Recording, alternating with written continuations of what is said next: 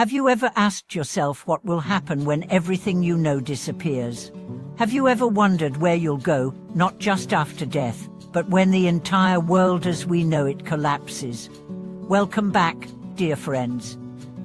Thank you for joining me again on this journey of reflection, exploration, and awakening. Today, we are diving into one of the most profound, haunting, and ultimately enlightening questions of existence.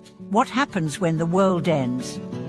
What did the Buddha actually teach about the destruction of the world and the fate of sentient beings beyond it? This isn't a topic of fantasy. It's not about myth, fear, or even apocalyptic stories. It's about truth, a cosmic truth that touches each one of us. And in the vast ocean of Dharma, there are teachings that reach far beyond the personal. They stretch into the very fabric of time and space, pointing not just to death, but to extinction, dissolution, and rebirth on unimaginable scales. Let's begin by understanding this simple but terrifying fact. All conditioned things must pass away. That includes not just your body, your relationships, or your possessions, but entire worlds, entire universes. According to the Buddha, the cosmos is not static. It breathes, it expands and contracts. Worlds are formed, flourish, decay, and are destroyed only to be reformed again. Just as your body is born and dies, so too is the world born and dies. This cycle is called the kalpa, your fian. Within each kalpam, there are 4 stages: formation, existence, decay, and destruction. And after destruction comes another cycle. This is not a singular event. It is a rhythm, a cosmic heartbeat. But what happens to beings' souls, spirits, minds, when this great dissolution comes? Here lies the deeper teaching. The Buddha taught that at the end of a kalpa, all physical forms, mountains, rivers, civilizations are obliterated.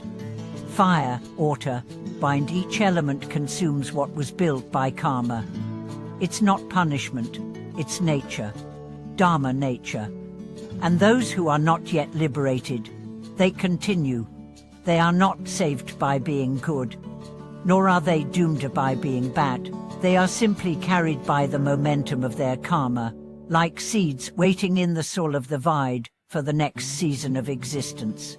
If your mind is steeped in anger, fear, craving, those seeds will bloom in the next world, wherever and whatever that may be.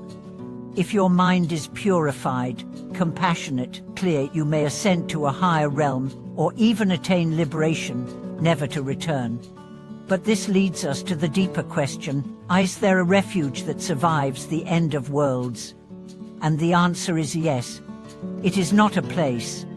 It is not a god. It is not a promise. It is your mind. Not your ordinary mind, but the awakened mind. The Buddha taught that while all conditioned things perish, that which is unconditioned, the truth, the suchness, the Dharma, is deathless. This is why spiritual practice matters more than ever. Because when the world crumbles, when even the sun collapses, the only thing that remains is the quality of your consciousness. Where your mind abides, that is your true home. Let me tell you a story. There was once a monk who lived in a remote cave for many years. One day, a wandering hermit came to him and said, "The texts say the world will end in fire. Aren't you afraid?" The monk replied, "Everything burns eventually. But fire cannot touch the mind that has no attachment. The awakened one watches even the flames as illusions." The hermit laughed. "So where will you go when everything ends?" The monk smiled. "I will be where I always am, nowhere and everywhere."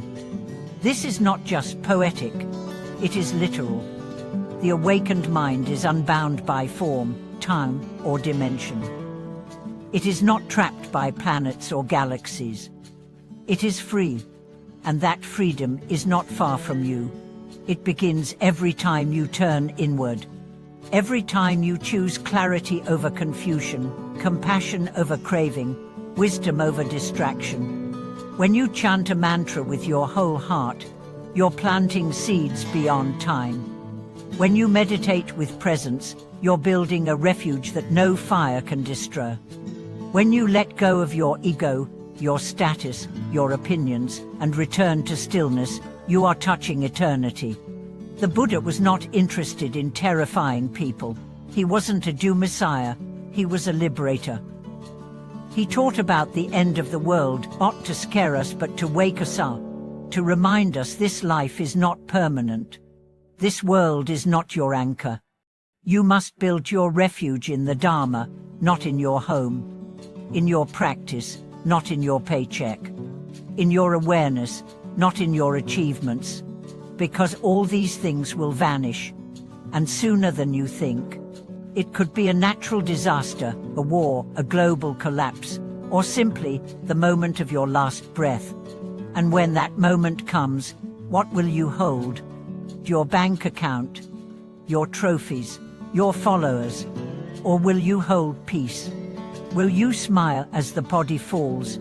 Will you see the light, not as something external, but as your own nature? This is not hypothetical. People die every day, suddenly. Worlds fall apart every second, internally and externally. And yet, people wake up too. In hospitals, in accidents, in heartbreak, in solitude. In those moments when everything else is stripped away, they discover what remains is who you are. Not the roles you play, not the things you own, but the truth you've lived. The Buddha said, make the Dharma your island, make it your lamp. He didn't say this just to monks. He said it to all of us. Because no matter who you are, rich or poor, young or old, believer or skeptic, the end is coming. And it's not something to fear. It's something to prepare for. With courage, with love, with practice. Let's be honest, most people ignore these truths. They live as if the world will last forever, as if youth, strength, comfort, and routine are permanent. But if you live that way, you will be unprepared when the winds shift. You will panic when the storm hits. You will grasp when it's time to let go.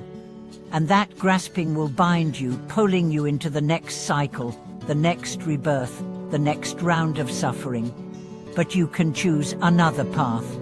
You can prepare, not by stockpiling food or money, but by cultivating equanimity.